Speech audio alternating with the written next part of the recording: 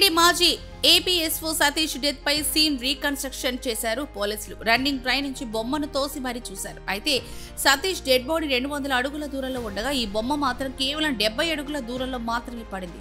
ఒకవేళ సతీష్ కుమార్ నిజంగానే రైలు నుంచి దూకి ఆత్మహత్య చేసుకుని ఉంటే ఆయన మృతదేహం 70 అడుగుల దూరంలో మాత్రమే పడుండాలి. కానీ అది 200 అడుగుల దూరంలో పడుండడంతో తొలిగా అనుమానం మొదలైంది. దీంతో అది హత్య కావచ్చని కేసు నమోదు చేశారు అధికారులు.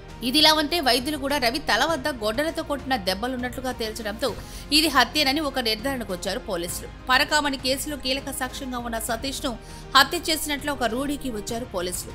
అయితే ఈ హత్య చేయించింది ఎవరు, వారి వివరాలు ఎలాంటివి అన్నదే ఇప్పుడు ఉత్కంఠగా మారింది. దీని వెనక ఎవరుండొచ్చు అన్న చర్చకు తెరలేసింది.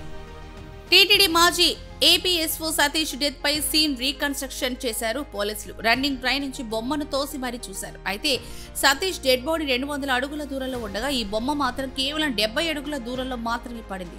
ఒకవేళ సతీష్ కుమార్ నిజంగానే రైలు నుంచి దూకి ఆత్మహత్య చేసుకుని ఉంటే ఆయన మృతదేహం 70 అడుగుల దూరంలో మాత్రమే పడుండాలి. కానీ అది 200 అడుగుల దూరంలో పడుండడంతో తొలిగా అనుమానం మొదలైంది. దీంతో అది హత్య కావచ్చని కేసు నమోదు చేశారు అధికారులు. ఇదిలా ఉంటే వైద్యులు కూడా రవి తల వద్ద గొడ్డలతో కొట్టిన దెబ్బలున్నట్లుగా తేల్చడంతో ఇది హత్యేనని ఒక నిర్ధారణకు వచ్చారు పోలీసులు. పరకామణి కేసులో కీలక సాక్ష్యంగా ఉన్న సతీష్ ను హత్య చేసినట్లు ఒక రూఢికి వచ్చారు పోలీసులు. అయితే ఈ హత్య చేయించింది ఎవరు, వారి వివరాలు ఎలాంటివి అన్నదే ఇప్పుడు ఉత్కంఠగా మారింది.